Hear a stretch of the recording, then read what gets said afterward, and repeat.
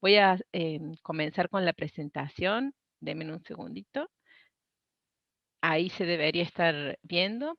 Les voy a contar un poco sobre este estudio que hicimos para la Fundación Ceibal con el financiamiento de ADEL el año pasado y que seguimos profundizando este año durante más o menos 30, 40 minutos, y después la expectativa es que podamos recibir sus comentarios y sus preguntas para hacer un intercambio con la gente que nos está siguiendo esta mañana.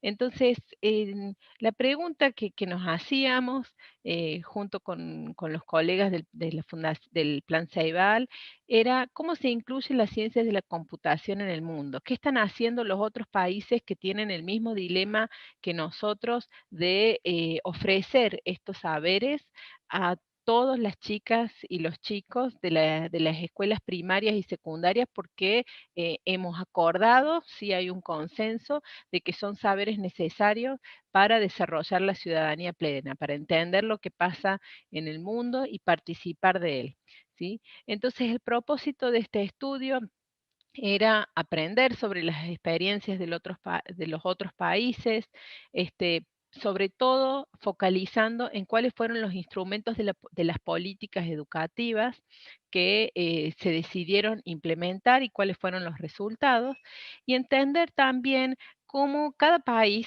va recontextualizando esta decisión más general que tiene que ver con la introducción de la computación en la escuela, pero atendiendo a los contextos particulares. La charla se llamaba sobre las dimensiones de las políticas educativas, porque quienes estudiamos políticas educativas hacemos foco en ciertos aspectos que los voy a invitar ahora a que miren conmigo. Lo primero que se mira en una política educativa es cómo se ha definido el problema. La manera en que ese problema se designa, se describe, se identifica, va a redundar en las decisiones sobre qué se haga, ¿no? Si el problema se define como la falta de saberes, bueno, tendrá que intervenir una decisión curricular. Si es como falta de equipamiento, son programas de equipamiento. Entonces es muy importante analizar cómo cada país ha identificado qué es el problema que ellos identifican para llevar a cabo esta innovación de incluir las ciencias de la computación en sus currículums obligatorios. También otra dimensión que miramos es quiénes están a cargo de llevar a cabo este programa. No es lo mismo que sea una ONG, que sea una institución privada, a que sea una política de Estado quienes ofrezcan esta innovación. También miramos la antigüedad, ¿sí? Hace cuánto que estos países están llevando a cabo estas innovaciones, para quiénes, ¿no? ¿Quiénes van a ser el grupo destinatario o el grupo objetivo? Ese es algo que hemos aprendido ahora con el tema de las vacunas, pero que hace tiempo que los politólogos analizamos cuando hacemos análisis de políticas públicas, ¿no? ¿Para quiénes está destinada esta innovación? Si es obligatorio u optativo, si es para el nivel inicial, primario, secundario o para todos, ¿sí? Y algunas dimensiones específicas de las políticas educativas que tienen que ver con los instrumentos de las políticas, que son los currículums, ¿sí? La decisión sobre qué enseñar y cómo, la formación docente, cómo vamos a capacitar a quienes están al frente de la trinchera en el campo de la enseñanza, y el enfoque, ¿no? ¿Qué propuesta se está poniendo en juego? ¿Cómo se incluye en el resto de la currícula? ¿Cómo se secuencia? ¿Qué cosas vienen primero? ¿Qué cosas vienen después? Estas son algunas de las dimensiones que vamos a analizar a lo largo de este estudio. Los casos seleccionados fueron, nosotros trabajamos con 10 casos, ¿sí? De Estados Unidos, Brasil, Reino Unido, Finlandia, Polonia, España, Israel, Taiwán y Australia. Teniendo en cuenta una selección, primero queríamos casos interesantes, casos donde pudiéramos aprender algo. Segundo, casos con dispersión geográfica, pero eso fue el segundo criterio. Y bueno, y el tema de la antigüedad fue difícil, hubiéramos preferido tener casos con mucha antigüedad para saber cuáles fueron los resultados, pero lo cierto es que son programas muy recientes. Respecto de la metodología, bueno, como les decía, relevamos 10 países, después focalizamos en 3, después de hacer un estudio sobre estos 10 países, decidimos analizar en profundidad Finlandia, Inglaterra e Israel, porque nos parecía que había mucha documentación de estrategias interesantes para poder aprender de ellos. El análisis fue documental, es decir, usamos datos de segunda mano, principalmente los documentos del ministerio de los ministerios de educación y de los programas, y también realizamos entrevistas en profundidad con 4 referentes de estos países que nos pudieron contar muchísimo más cómo fue la cocina de la implementación de estas políticas. Entonces, lo primero que nos preguntábamos era sobre la definición del problema, ¿no? ¿Qué moviliza a los países a introducir el pensamiento computacional o las ciencias de la computación? No vamos a entrar profundamente en esa discusión en el mundo. En primer lugar, los países identifican que hay una subrepresentación de minorías étnicas y de género que acceden a los saberes de computación. Hay muchísimos estudios que toman estos países donde ven que las mujeres, los descendientes de afroamericanos en Estados Unidos o de o de latinos no eligen estas materias optativas en el secundario y tampoco la eligen para el nivel universitario. Lo mismo pasa con las mujeres. Ayer tuvimos una sesión sobre la brecha de género. Este es un fenómeno mundial. Compartíamos con las colegas de Tandil también que la matrícula femenina, por más que crece la matrícula de computación, la femenina se estanca. Y esta es una preocupación de de qué manera estamos ofreciendo estos saberes que solamente los varones blancos están accediendo, ¿no? Esa es una preocupación grande de todos los países.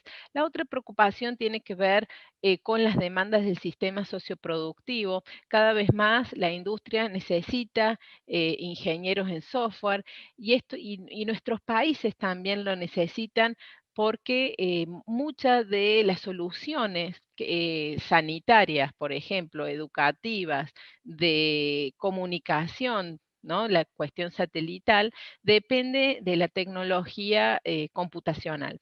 Entonces, por una cuestión de soberanía tecnológica, para no depender de importar esta tecnología que es tan importante para mejorar nuestra calidad de vida. Pensemos, por ejemplo, en los sistemas de diagnósticos por imágenes, ¿no?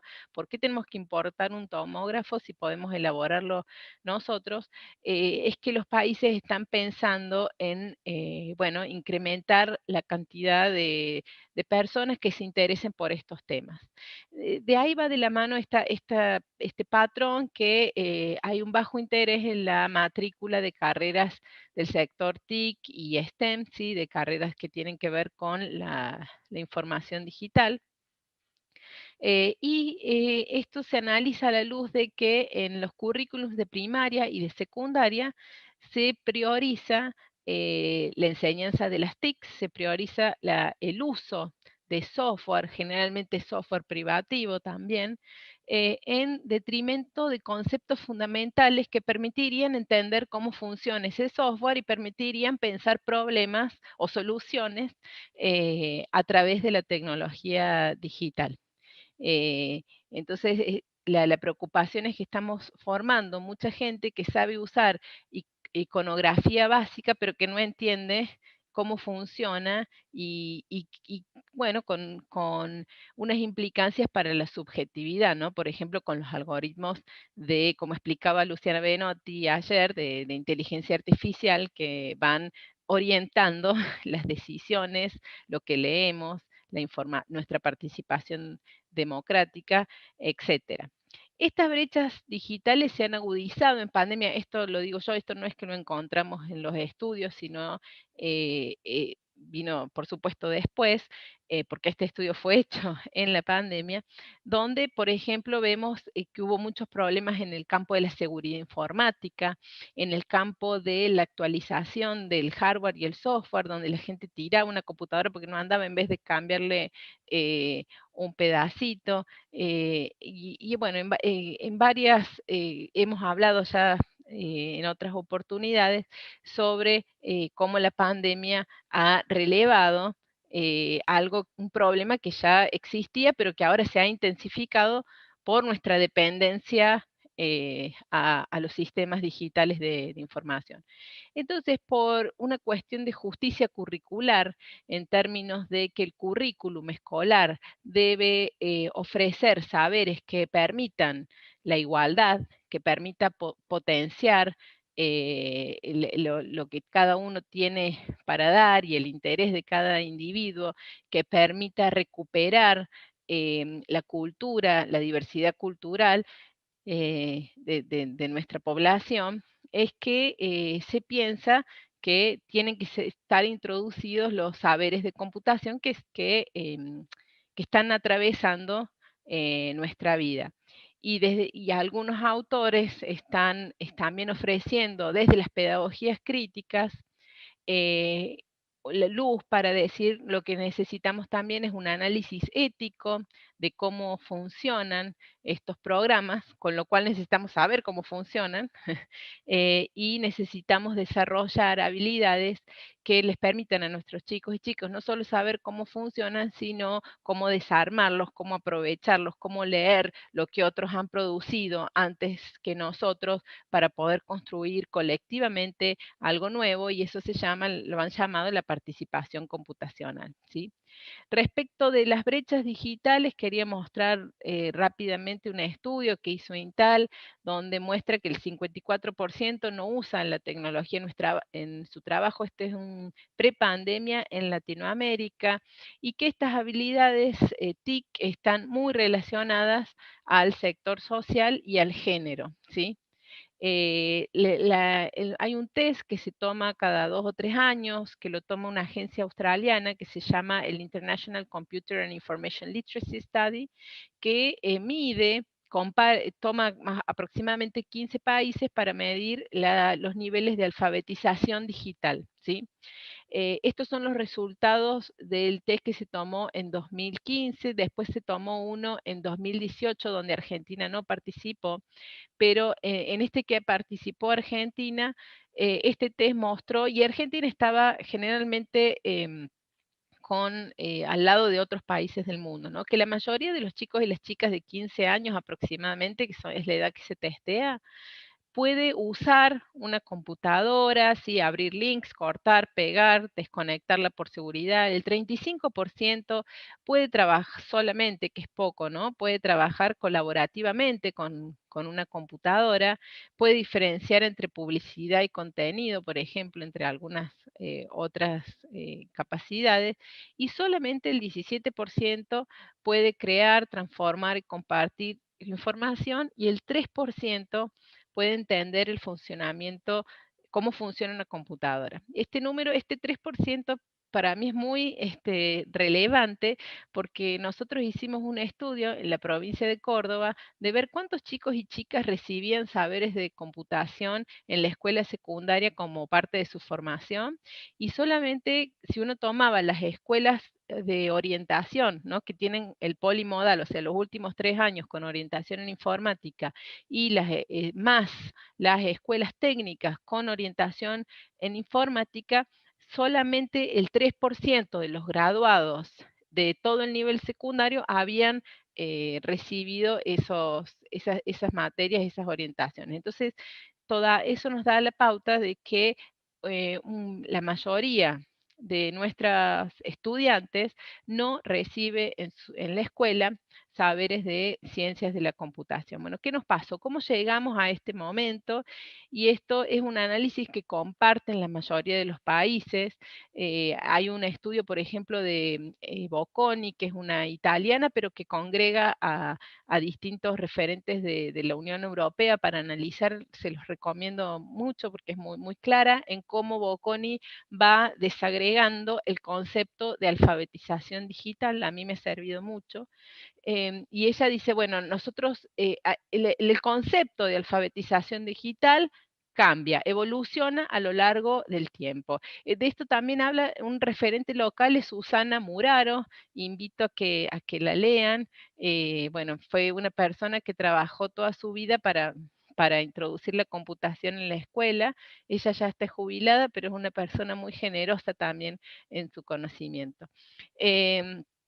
Y entonces estos autores van a decir, nosotros pensábamos, ¿no? O definimos alfabetización digital como saber usar tecnología. Y uno lo puede ver esto en las bases curriculares donde se enfatiza la palabra uso, dominio, ¿no? De plataformas, de software. Y también hubo otra paradigma donde focalizábamos en enseñar a programar, esto sobre todo para las escuelas con orientación, pero esta programación estaba, esta enseñanza de la programación estaba focalizada en nociones algorítmicas abstractas. Nosotros hemos visto de primera mano en escuelas donde se copia el algoritmo y les dicen a los chicos copien, pero sin comprensión no solo de cómo funciona, sino para qué, ¿no? ¿Qué potencial tiene ese algoritmo cuando pienso en una solución informática en otro campo, ¿no? Lo que nosotros llamamos en el área de la psicología cognitiva las habilidades de transferencia. Em, y bueno, y pasamos de esa definición de alfabetización digital a definirla como pensamiento computacional, que tiene que ver con pensar problemas, de recuperando los conceptos y las habilidades que usan los especialistas en la disciplina. Y este último tiempo ya estamos hablando de alfabetización digital como participación computacional, que tiene que ver qué es lo que la escuela siempre ha enseñado. El objetivo de la escuela, de la escuela de la Edad Media inclusive, hasta la escuela de la actualidad, fue que los ciudadanos pudieran participar de la vida cívica. Hay un trabajo de Anne-Marie Chartier que analiza la historia de la lectoescritura y ella dice, lo primero que se enseñaba era a leer y a repetir para participar de la iglesia, ¿no? Pero digo, siempre fue un objetivo de la escuela que la gente pudiera participar a partir de compartir saberes comunes. Y en ese sentido, esta idea de participación computacional nos remite a poder leer y entender lo que otros han producido antes que nosotros, por ejemplo, usar librerías, ¿no? De software libre para construir de manera colectiva, que tiene que ver con una forma de producción, ¿sí? De una cultura en particular, por ejemplo, la cultura del software libre, soluciones a problemas situados. O sea, hay como una doble dimensión de recuperar lo global, lo que otros han hecho antes que nosotros, comprenderlo y adaptarlo y apropiarlo para solucionar nuestros propios problemas. Con lo cual necesitamos dominar un sistema de lectoescritura digital que es predominantemente el sistema algorítmico, ¿no? Esa es la nueva definición que están manejando los países ahora. Entonces pasamos de definir la alfabetización digital como la formación del usuario y la comprensión de un lenguaje, perdón, eh, a la alfabetización digital se le suma la formación del usuario y la comprensión de un lenguaje digital para poder producir, intervenir de manera ética. ¿Cuáles son las derivaciones que esto tiene en el corpus conceptual que vamos a ofrecer en nuestras aulas? Bueno, por un lado, ¿sí? se van a ofrecer, esto lo hace mucho hincapié Bocconi, cuestiones que relacionadas más al pensamiento computacional, que tiene que ver con cómo funcionan las máquinas, el desarrollo de software, la transformación de la información. Ahí entran áreas de la computación como la programación, sistemas operativos, redes, etcétera. Y por otro lado, el uso, se incluye en el concepto de alfabetización digital el uso de las TICs, cuestiones de seguridad informática, de representación de la información, ¿no? Fíjense la diferencia entre procesamiento de la información y representación de la información, comunicación, redes, delitos, etcétera.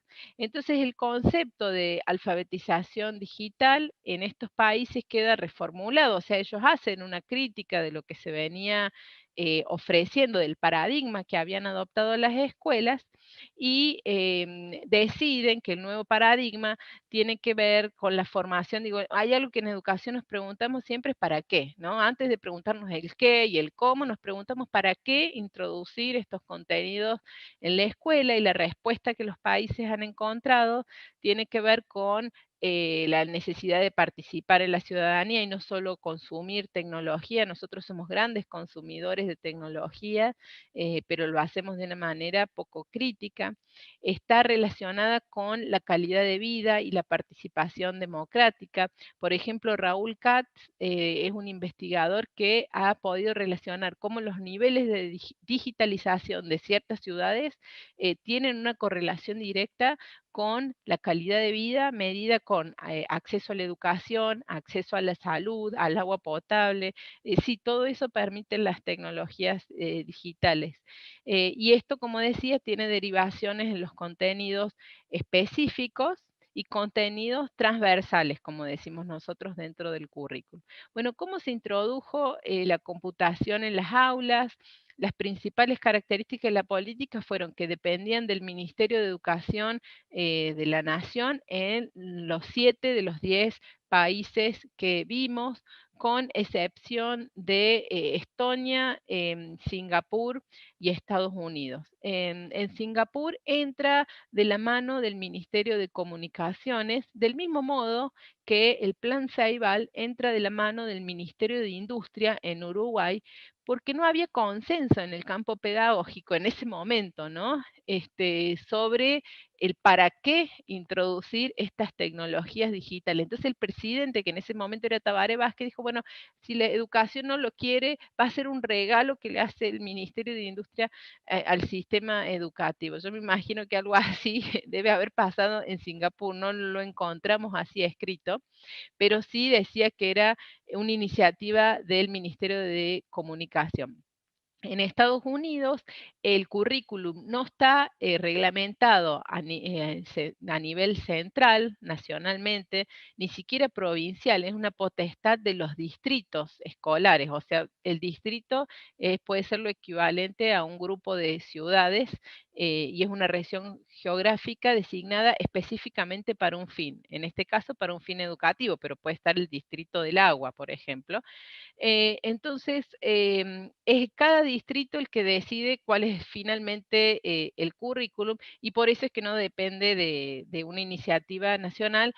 Sin embargo, Estados Unidos tuvo un fondo muy económico muy grande para los distritos, como un incentivo que incluían estos contenidos, que en una iniciativa que se llamó Computer Science for All, que bueno, que apoyó mucho la inclusión de estos contenidos. La antigüedad no era por más de 10 años, con el promedio de 5 años, o sea, son programas muy recientes.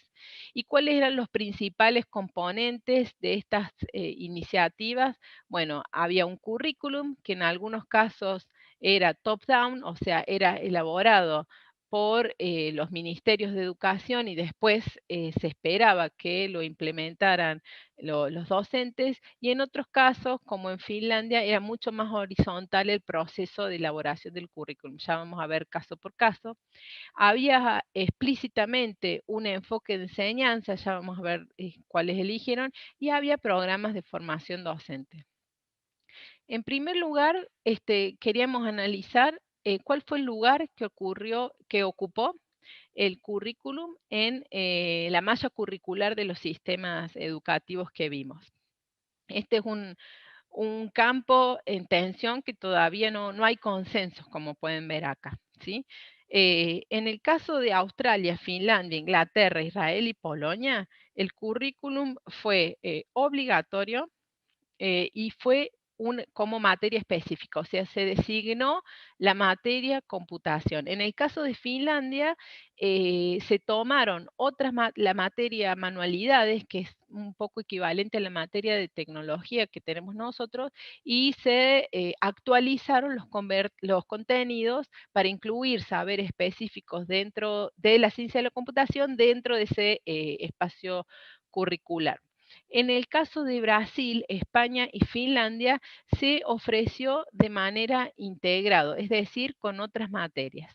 En el caso de Finlandia, la integración ocurrió para el primer ciclo de la primaria, o sea, primero, segundo y tercer grado, con contenidos específicos dentro del espacio curricular de matemática, pero estaban designados los contenidos específicos. Lo mismo hizo España. En el caso de Brasil, directamente fue una enseñanza más transversal, donde, por ejemplo, se decía, bueno, cuando uno enseña álgebra, también está enseñando, o sea, se esperaba una transferencia de dominios de un campo disciplinar a otro, pero sin hacer referencia a conceptos fundamentales de las ciencias de la computación. Para mí eso por lo menos en la letra es bastante problemático. No sé cómo les estará yendo a Brasil en este momento. En el caso de Estados Unidos, España, Israel y Singapur fue optativo, sobre todo para el nivel secundario, ¿sí? Donde era parte de la orientación que los chicos y las chicas podían elegir. Y en el caso de Estados Unidos, como les decía, era una materia específica, pero optativa, que dentro de una escuela uno podía, no era un requisito para la graduación, ¿sí? Y en el caso de Estonia y Uruguay también es un currículum que es optativo, donde cada escuela elige si incluirlo o no, si ser parte del programa o no, y está integrado para Uruguay con el segundo ciclo de primaria con lengua y con matemáticas. O sea, dentro de esos espacios curriculares se designan contenidos específicos de las ciencias de la computación. En términos de la elaboración del currículum, queríamos hacer foco un poco en la elaboración del currículum finlandés, donde ellos tienen procesos cíclicos cada 10 años. O sea, cada 10 años por ley ellos actualizan los currículums, tienen una mirada muy crítica sobre los contenidos que se van a pensar. O sea, ¿qué significa la mirada crítica? Significa que ellos van a estar pensando siempre en los términos de la justicia curricular, ¿no? De quién recibe qué y para qué cosas.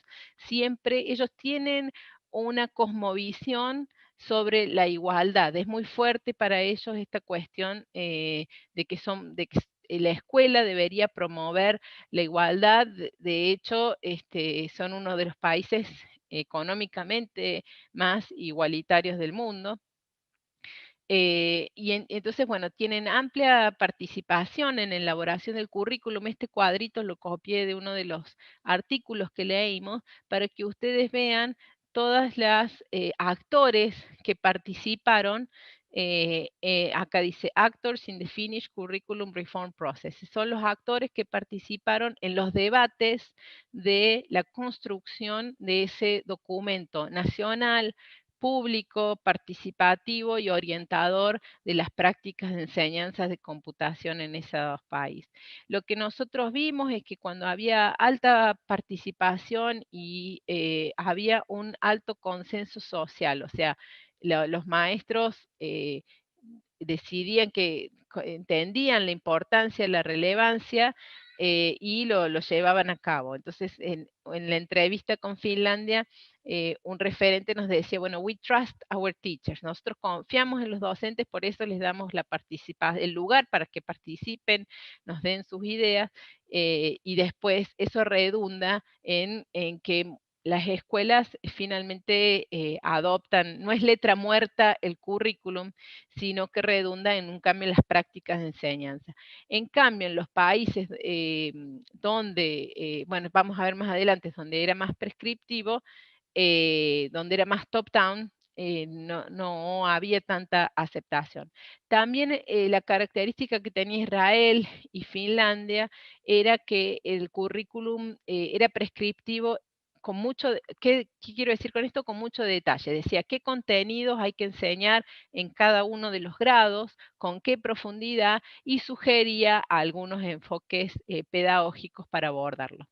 En Israel nos decían también que había sido una comparación con la reforma del secundario y la reforma de la primaria, y justamente nos decía esta referente que la reforma de la primaria no se sentó a los docentes en la mesa, como sí fue en la reforma del secundario, y ahí tuvieron muchos problemas de implementación. Entonces, por eso nos decía, bring the teachers to the table, hay que sentar a los docentes en la mesa.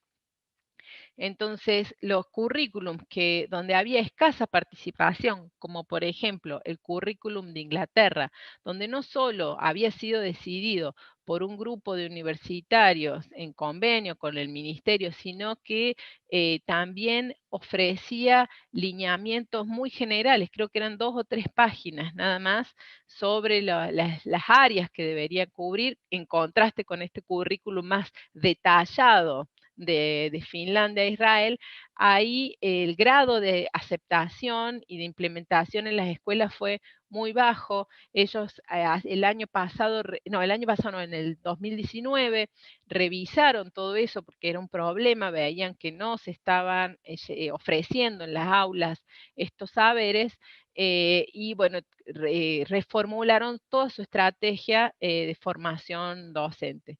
Y ahí nos decía, bueno, uno de los coordinadores de Computer Education, creo que se llama el programa, CAS, que hay que sentar no solo a los docentes, sino a los directores de escuelas, que el problema que ellos veían era que los directores de escuela no comprendían de qué venía esta reforma y no acompañaban a los docentes que ellos capacitaban, ¿sí? En términos del enfoque de enseñanza, lo que la mayoría de los países propone en sus bases curriculares son la enseñanza por exploración, por problemas y por proyectos, apuntando siempre al pensamiento de alto nivel. Sí que queremos decir con esto, en contraste de la copia, la memorización, la cosa más automática, sino que buscaban trabajar con problemas, explorar soluciones, hacer transferencias, una solución cómo se puede aplicar a otro tipo de problema, a crear dispositivos, mucho el tema de lo manual también, de lo tangible, y que sean construcciones que sean culturalmente relevantes para esa comunidad, ¿sí? Y a pensar alternativas. ¿Cuál fue la metodología de trabajo? Bueno, introducción, generalmente los conceptos de computación en el primer ciclo se proponen introducir a través de la programación, o sea, la programación es un medio para introducir estos conceptos y a través de problemas situados.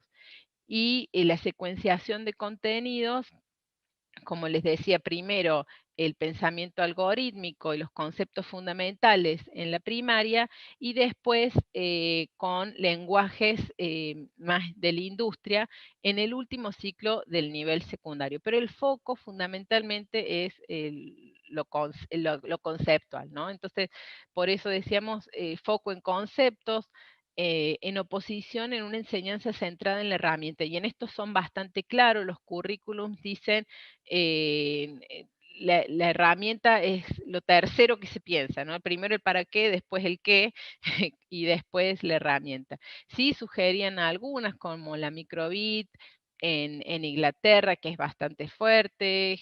Todos sugieren Scratch o cualquier lenguaje de bloques. En Finlandia, mucho uso de las placas Arduino, porque ellos tienen una tradición de la enseñanza de las manualidades. Entonces veían cómo el trabajo con las plaquitas Arduinos para automatizar textiles o lo que sea, o conjugando con otro tipo de materiales, se acercaba a esa tradición que ellos tenían, porque de hecho eran los maestros de manualidades quienes tuvieron que capacitarse en contenidos de las ciencias de la computación. En algunos países se ofrece una base curricular con un eje en la equidad y la diversidad. ¿Qué significa esto? Que, por ejemplo, se apelaba con problemas educativos a distintos sectores, problemas que les interesan a las chicas, problemas que les interesan a las minorías étnicas, problemas que tienen que ver con la macroética, eso eran bastante más escasos, por ejemplo, la neutralidad de la red no lo vimos, la cuestión de la sustentabilidad del medio ambiente no lo vimos, aunque en el currículum de Australia sí está mencionada la necesidad de aprender computación como una vía de abordar los problemas socioambientales, ¿sí? Pero después no lo vimos más en el desarrollo curricular, sí en la formulación del problema. Eh, y bueno, y en términos de igualdad, como veíamos en los países que tienen una tradición de equidad, como Finlandia, por ejemplo, el currículum no estaba diferenciado ni en primaria, ni secundaria, ni en orientación, sino que era para todos. Y los países con mayores niveles de desigualdad, sí estaba el currículum en una orientación, como una elección que hacen los individuos, como decimos nosotros, estudiantes autoseleccionados. Las herramientas de enseñanza que se proponían en estos currículums, bueno, son lenguaje de bloques para los primeros años, proyectos tangibles, para el nivel inicial y el primerito, segundo año se proponen muchas actividades desenchufadas como Computer Science Unplugged. En el segundo ciclo de la primaria, empiezan a trabajar con proyectos tangibles, con distintas plataformas y herramientas. No había un foco en una plataforma, sino que el foco era conceptual, como les decíamos.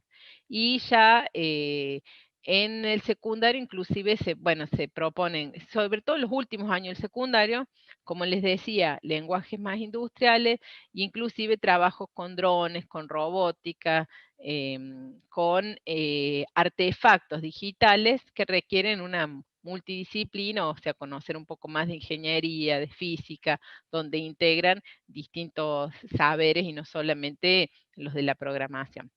En términos de la formación docente, que para mí este es el nudo de las políticas educativas, bueno, había programas de reconversión docente con alianzas con las universidades, o sea, al menos 3 países hicieron convenios con universidades y a través de las universidades se reconvertían estos docentes que eran docentes, como les decía, en el caso de Finlandia, de manualidades o de otros países de tecnología, inclusive de matemática, y hacían lo equivalente a un postítulo de 2 años para poder enseñar estos nuevos contenidos. En el caso de Israel, ellos tienen una tradición del profesorado en informático. Es el único país que tiene un requisito de entrada.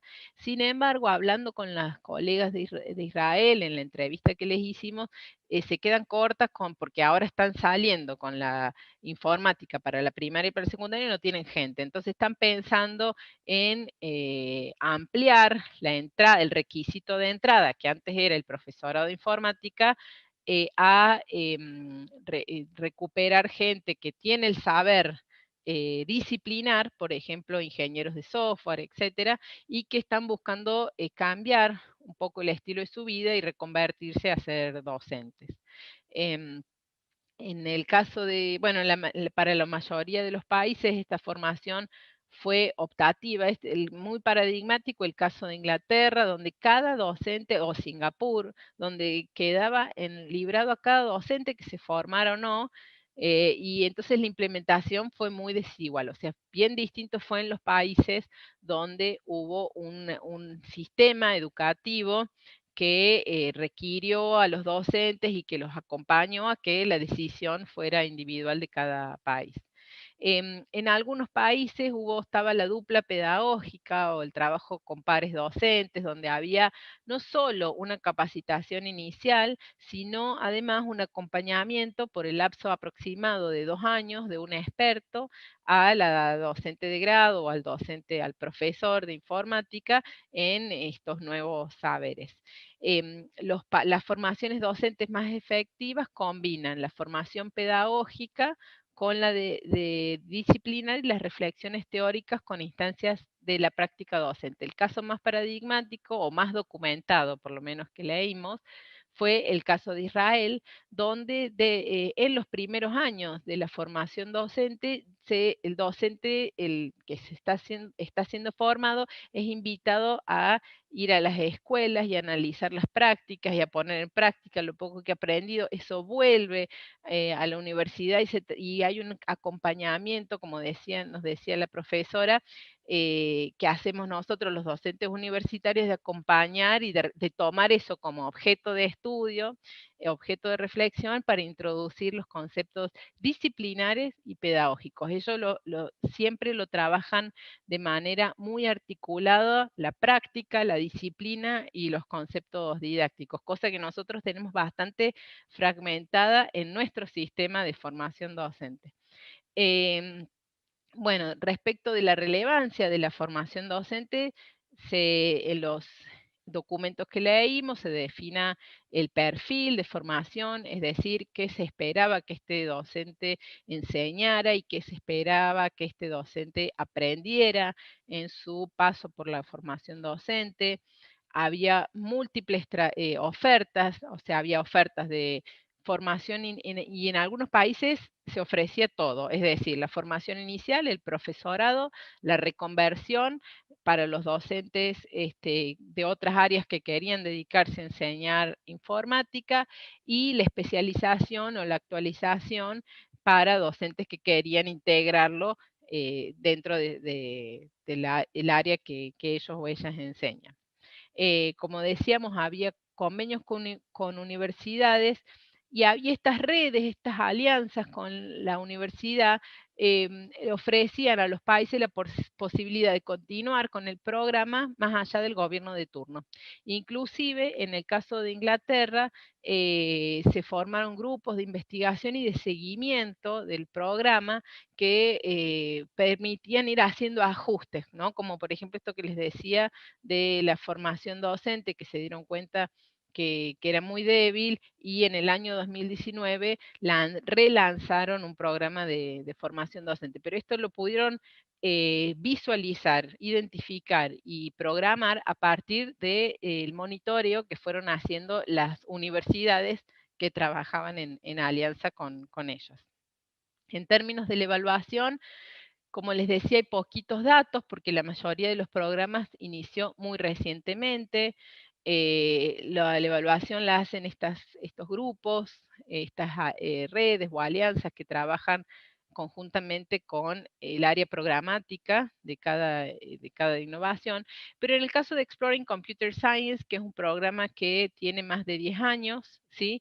Ellos vieron que las escuelas donde se introdujo su currículum hubo un crecimiento de la matrícula, recuerden que este era una materia optativa, pero creció el 33%, además el interés de los chicos que tomaron esos cursos, el interés en el área también creció un 80% y los aprendizajes que pudieron documentar de los chicos que tomaban ese currículum tenían que ver con conceptos fundamentales de la ciencia de la computación, pensamiento lógico, resolución de problemas y actitudes frente al conocimiento.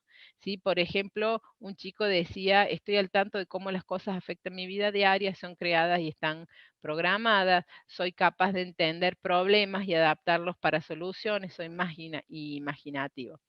Y bueno, se estima que las pruebas PISA van a evaluar computational thinking este año, no sé en qué quedó eso, y el International Computer Literacy Study ya tiene ítems de Computational Thinking y ya tomó su primera evaluación. Habría que ver, ligarlo con los resultados.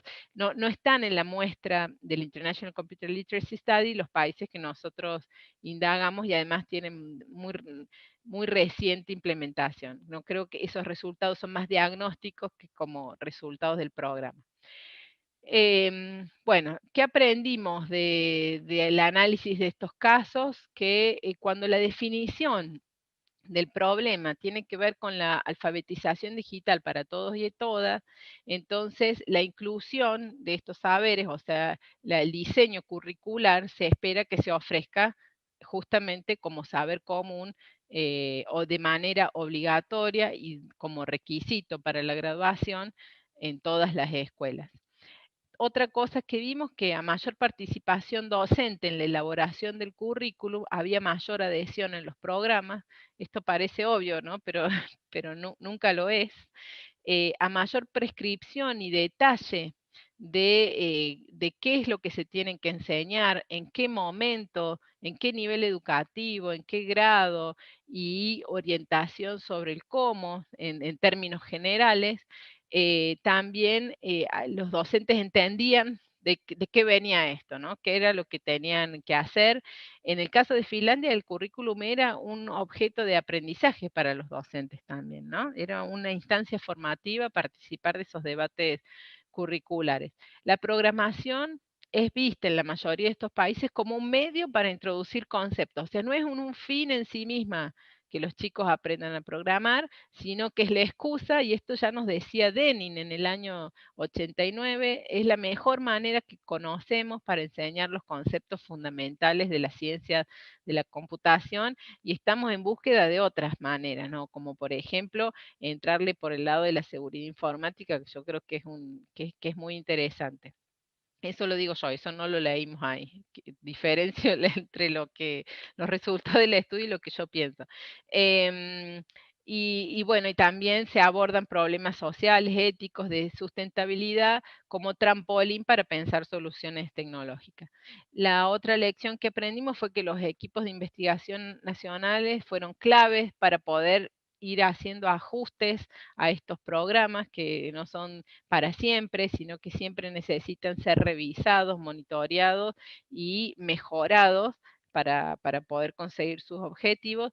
Y la otra cuestión era la gradualidad, ¿no? Que hay programas que se ponen como objetivos, bueno, el primer año vamos a hacer la capacitación, el segundo año vamos a distribuir los materiales didácticos, el tercer año vamos a exigir que todos los docentes lo pongan en juego, digo, o primero, por ejemplo, Israel empezó con un grupo de escuelas de primaria en sectores más empobrecidos y después piensan escalar a todo el sistema.